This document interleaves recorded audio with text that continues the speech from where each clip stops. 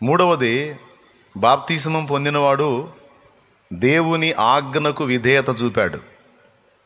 నమ్మి బాప్తిస్మం పొందువాడు రక్షింపబడును అంటే మర్యాదగా బాప్తిస్మం పొందమని ఆయన ఇచ్చిన ఆజ్ఞకు విధేయత చూపాడు. మూడవది, ఆజ్ఞ పాటించాడు. నాలుగవది, తన విశ్వాసాన్ని క్రియలో వ్యక్తపరిచాడు. నేను యేసు ప్రభుని విశ్వసిస్తున్నాను, ఆయన నా పాపముల కొరకు చనిపోయి తిరిగి లేచాడు, దీన్ని నేను నమ్ముతున్నా అని తన విశ్వాసాన్ని ఈ బాప్తిస్మము అనే క్రియ ద్వారా వ్యక్తపరుస్తున్నాడు. 4, ఐదవది, బాప్తిస్మం పొందువాడు యేసు నా రక్షకుడని బహిరంగ సాక్ష్యమిస్తున్నాడు. యేసు నా రక్షకుడని బహిరంగ సాక్ష్యమిస్తున్నాడు. పాపముల నుండి క్షమాపణ పొందుతున్నాడు, పాప క్షమాపణ పొందుతున్నాడు. ఇది అపోస్తలుల కార్యము 2:38 చూడొచ్చు. వారు హృదయమందు పొడవబడిన వారై, సహోదరులారా మేమేమి చేతుము, రక్షణ పొందుటకు మేమేమి చేతుము అని అడిగినప్పుడు పేతురు, మీరు మారు మనసు పొంది పాప క్షమాపణ నిమిత్తము ప్రతివాడు యేసుక్రీస్తు నామమున పాప క్షమాపణ నిమిత్తము అన్నాడు. బాప్తిస్మం పొందాలి, పాప క్షమాపణ నిమిత్తం బాప్తిస్మం పొందాలి. అంటే బాప్తిస్మం పొందితే పాపములు క్షమించబడతాయి. పొందితే క్షమించబడతాయి అంటే పొందనివి పొందకపోతే, బాప్తిస్మం పొందకపోతే క్షమించబడవు. మరి డేంజర్ కదా. ఒక మనిషి తన యవన ప్రాయం మొదలుకొని ఈ దశ వరకు ఎన్నో పాపాలు చేస్తుంటాడు. ఊహ తెలిసిన దగ్గర నుంచి ఇప్పటిదాకా ఎన్నో పాపాలు, విచ్చలవిడి జీవితం, మంచి చెడ్డ ఉచ్చనీచాలు ఎరగనటువంటి బ్రతుకులు కొంతమంది బ్రతికారు. కనీసం వావి వరస అనే క్రమాలు కూడా త్యజించి దరిద్రమైన ఆలోచనలు చేశారు, అపవిత్రమైన క్రియలకు తలొంచారు, హేయమైన కృత్యాలు చేశారు. ఎవరి పాపాలు వాళ్ళకి తెలుసు, ఎవరి దోషాలు వాళ్ళకి తెలుసు, ఎవరి లోపాలు వాళ్ళకి తెలుసు, ఎవరి అపవిత్రత వాళ్ళకి తెలుసు. తెలీదు? ఇవన్నీ దేవుడికి కూడా తెలుసు. నువ్వు చేసినవి నీకు తెలుసు, నీ మనస్సాక్షికి తెలుసు, రెండవది దేవుడికి తెలుసు. Praise the lord, hallelujah. So నీ మనస్సాక్షి ఎప్పటికే పొడుస్తూ ఉంది నిన్ను. నువ్వు ఇన్ని రకాల బతుకులు బతికావు, ఇంత చండాలపు క్రియలు చేసావు. నువ్వు బాప్తిస్మం పొందిన వాని పాపములు క్షమించబడతాయంటే పొందనోడి పాపాలు, ఎవరి పాపాలు వాళ్ళకి తెలుసు, నీకు తెలుసు, మీ మనస్సాక్షికి తెలుసు, దేవుడికి తెలుసు. దాచిపెట్టేది ఏమైనా ఉందా? కాబట్టి బంపర్ ఆఫర్ కదా, మామూలు ఆఫర్ కాదు, బంపర్ ఆఫరు. ఎంతోమందికి ముఖ్యం. ఒకడన్నా నీ పాపాలు నేను మోస్తానని అన్నోడు ఉన్నాడా? ఒక్కరన్నా నీ పాపాల కోసం ఇదిగో నేను ప్రాణం పెట్టాను అన్నోడు ఉన్నాడా? లేడు. కానీ ఇక్కడ యేసు ప్రభు ఇదిగో నీ పాపముల కొరకు నేను నా ప్రాణం పెట్టి తిరిగి లేచానని మనల్ని పిలుస్తున్నాడు. ఆయన ఇంత అద్భుతమైనటువంటి రక్షణ, ఇంత గొప్ప రక్షణ మనం నిర్లక్ష్యం చేస్తే ఎట్ట తప్పించుకుంటాం?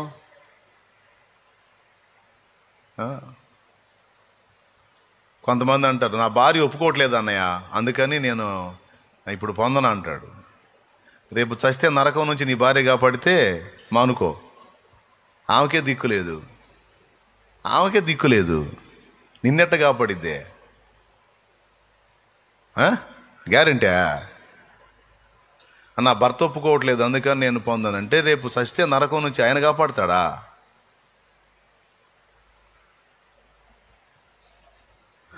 దేవుడి విషయంలో, రక్షణ విషయంలో ఎవరి నిర్ణయం వాళ్ళదే. ఇక్కడ దేవుని విషయం దగ్గరకు వచ్చేటప్పటికి తల్లి, తండ్రి, అన్న, తమ్ముడు, భార్య, భర్త, పిల్లలు, తల్లులు, వీటన్నిటికంటే నెంబర్ 1లో దేవుడే ఉండాలి. నేను నీ భార్యనే అంటే నీకంటే ముందు నాకు దేవుడు. నేను నీ భర్తనే, నీకంటే ముందు నాకు దేవుడు. నీ భర్తనే, భర్త అయితే సత్య కాపాడుతావేంది? సావకుండా ఆపుతావా? చెప్పు. చక్కగా నేను చచ్చానంటే ఇంకో పెళ్లి చేసుకుంటావు. దుర్మార్గుడా, నీ బతుకు నాకు తెలీదు. దేవునికి స్తోత్రం, హల్లెలూయా. నా లోలు ఏడుతావు, ఇంకో 4 రోజులు పోతే సంబంధాలు దేవులాడుకుంటావు. కాపాడతావు నువ్వు నన్ను?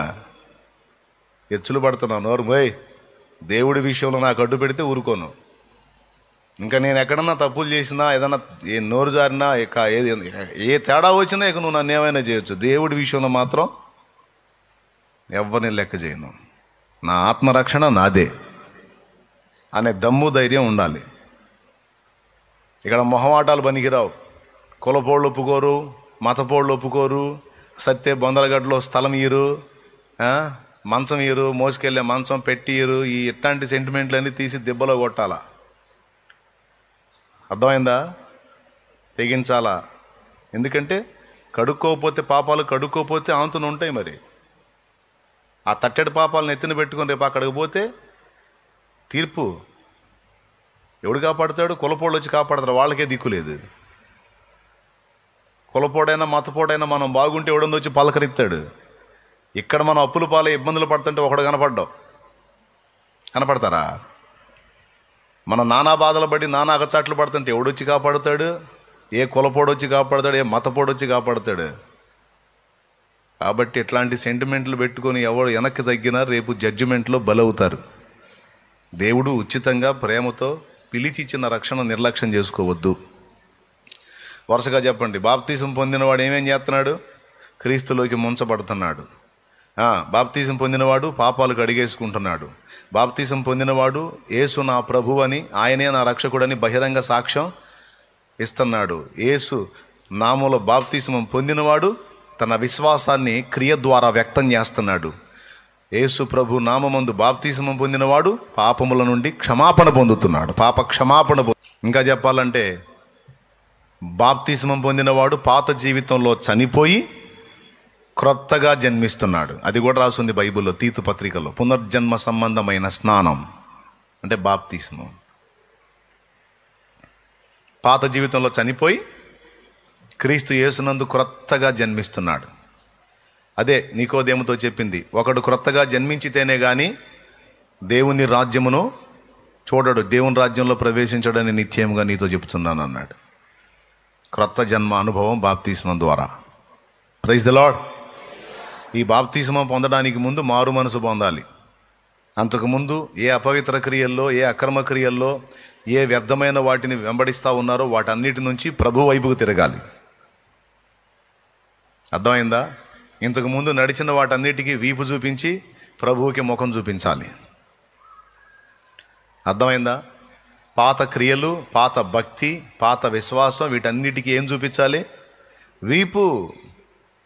అంటే ఏంటి? వాటి వైపు నుంచి ప్రభు వైపునకి మళ్ళుకోవాలి. సగం అది సగం ఇది కాదు, కంప్లీట్ మళ్ళుకోవాలి. అలా మళ్ళుకొని మారు మనసుని ప్రకటించి బాప్తీసం పొందాలి.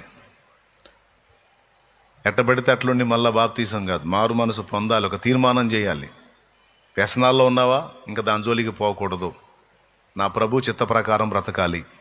ఇప్పటిదాకా ఓన్ డైరెక్షన్లో నడిచాను, ఇక నుంచి నా ఓన్ డైరెక్షన్ కాదు, నా ప్రభు డైరెక్షన్లో నడుస్తాను, నా ప్రభు మార్గంలో నడుస్తాను. ఈ ఊపిరి ఉన్నా పోయినా చచ్చేంత వరకు నా ప్రభువే నాకు దేవుడు. ఇంకా ఎవరికి సాష్టాంగపడేది లేదు, ఎవరికి మొక్కేది లేదు, ఎవరి దగ్గర చేతులు జాపేది లేదు, నా ప్రభు దగ్గరే. Praise the lord. హల్లెలూయా. అంతే. మొదలైన తీర్మానాలు చేయాలి. ఇంతకుముందు 2 కుంపట్లు ఉన్నాయనుకో, ఇక ముగింపు చెప్పాలి. 2 కుంపట్లు అంటే అర్థం ఉందా? తెలుసా మీకు? చట్టబద్ధంగా భార్య, ఇల్లీగల్గా ఎట్లాంటి అక్రమ సంబంధాలు చేసేసేయాలి, అపవిత్రతను విసర్జించాలి. ఎందుకంటే ఇక నుంచి నువ్వు దేవుని నివాసం. ఎప్పుడైతే బాప్తీసంతో కడగబడతావో దేవుని పరిశుద్ధాత్మ నీలోనికి నాలోనికి వచ్చి నివాసం ఉంటాడు. నేను చెప్పానా? వాక్యమే. చూడు, అపోస్తల కార్యము 2:39-40 చూడు.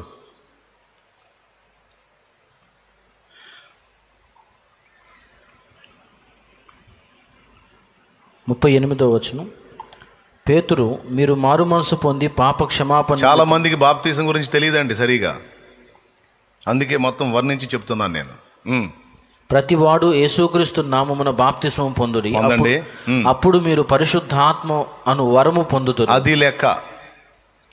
ఎప్పుడైతే మనం కడగబడతామో మనలోనికి దేవుడు తన పరిశుద్ధాత్మను పంపుతాడు. పరిశుద్ధాత్మ అంటే దేవుని ఆత్మ తానే వచ్చి మన ఆత్మలో నివాసం ఉంటాడు. అర్థమైందా? బాప్తీసం పొందిన తర్వాత ఎవరు వస్తున్నారు నీలోనికి? నేను చెప్పానా వాక్యమా? అది పరిశుద్ధాత్మ తానే మనల్ని నివాసంగా చేసుకొని ఇక ఆయన ఉండి ఏలబోతున్నాడు. ఇక మనం దుష్టచర్యలు చేయకూడదు, అక్రమ మార్గాల్లోనికి వెళ్ళకూడదు, తప్పుడు జీవిత విధానాన్ని విడిచిపెట్టి ఒక క్రొత్త జీవితం, క్రొంగొత్త జీవితం, ఒక నూతన జన్మ అనుభవాన్ని మనం ఇక నుంచి సాధన చేయాలి.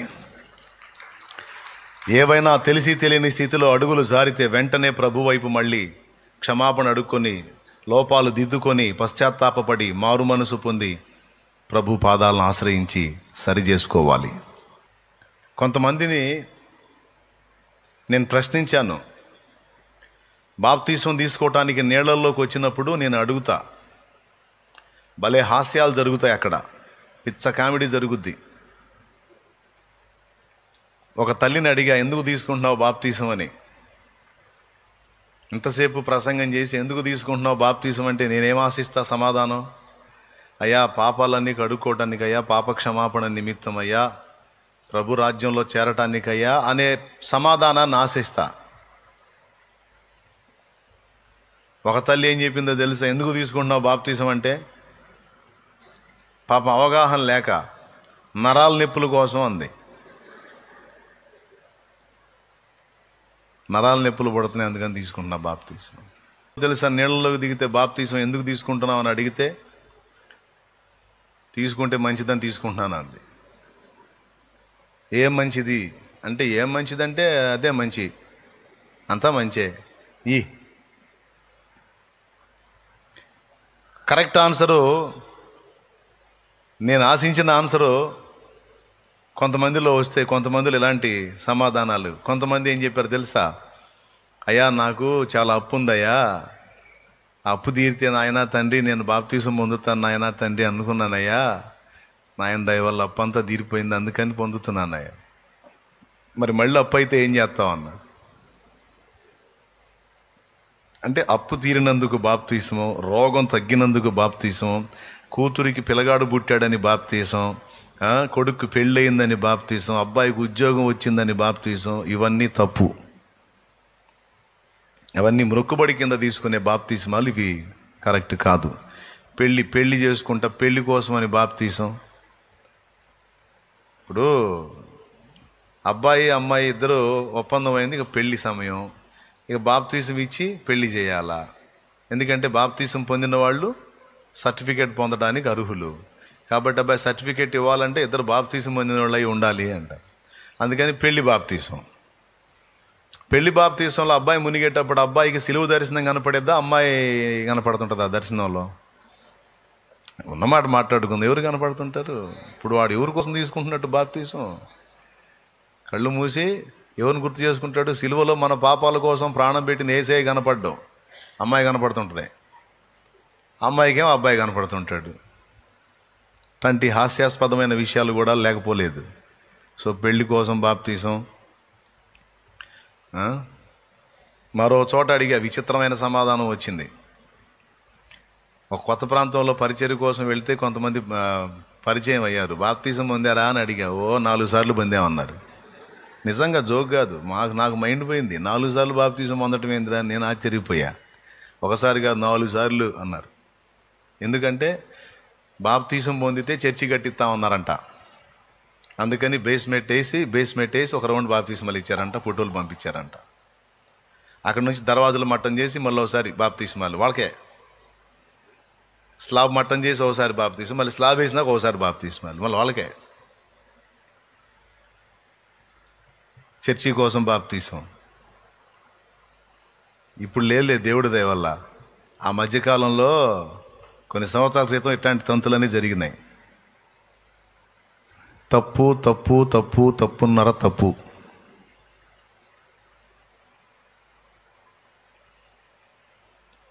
ఒక తమ్ముడు నీళ్ళల్లోకి వచ్చి అడుగుతున్నాడు, బాప్తీసం ఎందుకు తీసుకుంటున్నావు నేను అడిగితే, మానాలని నేను తిప్పలు పడ్డది, మానుకోలేకపోతున్నాను, మంద తీసుకుంటే నన్ను మానుకుంటానని తీసుకుంటాను అన్నాడు. చూసారా? అయ్యా మానుకొని తీసుకుంటున్నావా లేకపోతే మానుకుందావా అని తీసుకుంటున్నావా అని అంటే తీసుకుంటున్నానా మానుకుంటానని అంటే ఇంకా వదల్లా. దావీదు పాష గారు ఒక ఆయన అడిగాడు, బాప్తీసం వరుసగా ఇచ్చేటప్పుడు నీళ్ళల్లో వస్తారు కదా వరుసగా క్యూలో, ఆ వచ్చేవాళ్ళు ఒక ఆయన అడిగాడు, ఎందుకు తీసుకుంటున్నావు బాప్తీసం అని. నీకు తెలియదు ఏందన్నాడు.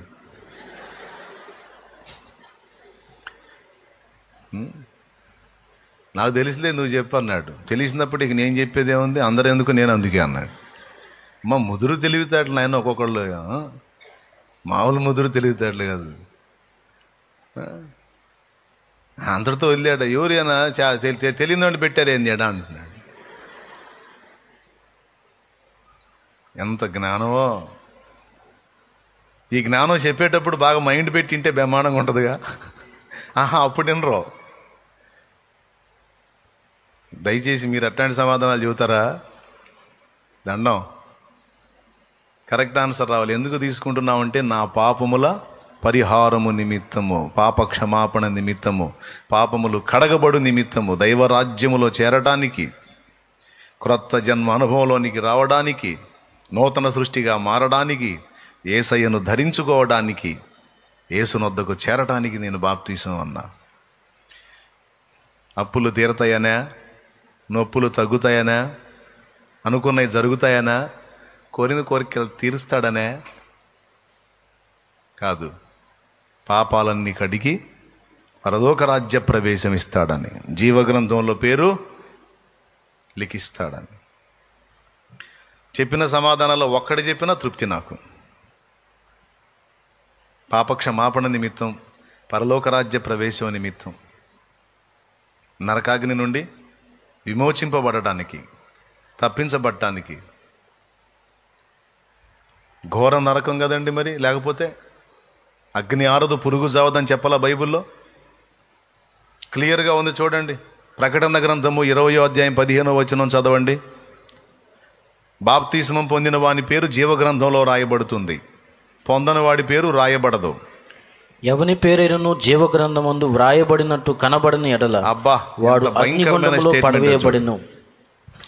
ఎంత భయంకరమైన స్టేట్మెంటో చూడు. ఎవని పేరైనను జీవగ్రంథమందు వ్రాయబడినట్టు కనబడని ఎడల. తీయండి ప్రకటన గ్రంథము 20వ అధ్యాయము 15వ వచనం. తల్లి తీసి ఆ మాట అండర్లైన్ చేయి తల్లి. ప్రకటన గ్రంథం చివరి పుస్తకం అమ్మా, లాస్ట్ పుస్తకం, 20వ అధ్యాయం 15వ వచనం. ఆ మాట అండర్లైన్ చేయమ్మా. 20:15. ఎవని పేరైనను జీవగ్రంథమందు వ్రాయబడినట్టు కనబడని ఎడల వాడు అగ్నిగుండములో పడవేయబడిను. ఓకేనా? వ్రాయబడినట్ట బడనట్ట? వ్రాయబడినట్టు కనబడని ఎడల ఏమవుతాడు? వ్రాయబడితే నిత్య జీవం. ఎప్పుడు రాయబడిద్ది? అది ఇంత డేంజర్ ఉందని మొత్తుకొని చెప్పేది. చెప్పిన మాట వినండో, మీకు దండం పెడతాం, మారు మనసు పొందండో, బాప్తిస్మం పొందండో. ఎన్ని రకాలుగా దండాలు పెట్టి చెప్పినా ఒకళ్ళు ఎటకారం చేస్తున్నారు. 70 ఏళ్ళు వచ్చినాయి ఒక ఆమెకి. బాప్తిస్మం పొందుతావా పెద్దమ్మ, ఇంకా పొందవచ్చు కదంటే ఇప్పుడు తొందర ఏముందిలే అంటుంది. ఒకళ్ళు కాదు, ఇట్లాంటి వాళ్ళు చాలామంది అయ్యారు. నాకు పెద్ద ఆయన ఉన్నాడు, 70 ఏళ్ళు వచ్చినాయి ఆయనకి కూడా. పొందుతావా బాప్తిసం, పాపాలన్నీ కడగబడి పరలోక రాజ్యం చేరుతావంటే పొందుదాం, తొందర ఏముంది? 70కి వచ్చాడు. ఇక అండర్స్టాండింగ్కి వస్తారో లేకపోతే ఇటు వదిలేస్తారో నాకు సంబంధం లేదు. చెప్పటం నా ధర్మం. వినకపోతే ఎవరి కర్మ? మీ కర్మ. ఎవరు అన్నారు మీ కర్మ అని? నా కర్మేం కాదు, విననోడి కర్మ. దేవునికి స్తోత్రం. చెప్పటం నా ధర్మం, వినకపోతే మీ కర్మం అంటున్నారు ఎవరో. ఆ డైలాగ్ నాది. దేవునికి స్తోత్రం. ఎందుకంటే నా కర్మే. నేను పొందా 4 ఆదివారాలు చర్చికి వెళ్ళింది. 5వ వారంలో అవకాశం వచ్చింది. నాకు వాక్యం అర్థమైంది. ఇంకెందుకు ఆలస్యం చేయాలి? కాబట్టి యేసు రక్తంలో ప్రతి పాపం కడుక్కొని క్రొత్త సృష్టిగా మారాలని నిర్ణయించుకున్నా. అంతకుముందు అన్ని వ్యసనాలు, అలవాట్లు అన్నీ ఉండే. వాటన్నిటిని ముందు వదిలేసుకున్నా. సిగరెట్ తాగుతుండే, మద్యం సేవించుచుండే, ఫ్రెండ్స్ స్నేహాలతో అల్లరి చిల్లరి చేష్టలు చేస్తుండే, అన్నిటికీ ఫుల్ స్టాప్. ముందే బాప్తీసం పొందినా కాదు, పొందక ముందే డిసైడ్ చేసి అవన్నిటిని కూడా బ్రేక్ చేసి పోయి బాప్తీసం ముందే. అంతకుముందు విగ్రహారాధన చేస్తుండే, అది కూడా బ్రేక్ చేశా. ఎందుకంటే నిజమైన దేవుడు ఎవరో, నా పాపముల కోసం ప్రాణం పెట్టి తిరిగి లేచిన వాడెవరో నాకు గ్రంథంలో అర్థమైంది. ఇంకెందుకు ఆగాలి? ఇంకెందుకు నా కోసం ప్రాణం పెట్టని వారికి మొక్కాలి? ఇదిగో అరచేయి చూడండి, అరచేయి కర్పూరాలు ముట్టించి హారతులు చెంచాలు స్పూనుల్లో కాదు, అరచేతులు కాల్చుకొని అరచేతులు ఇచ్చా. వాడు జూమ్ చేస్తే కనపడుద్ది. మీకు కనపడుతుందా? ఇక్కడ కనపడుతుందా? ఎంతమంది కనపడుతుంది? ఒకసారి కాదు, 2 సార్లు కాల్చుకున్నా చెయ్యి. భక్తి.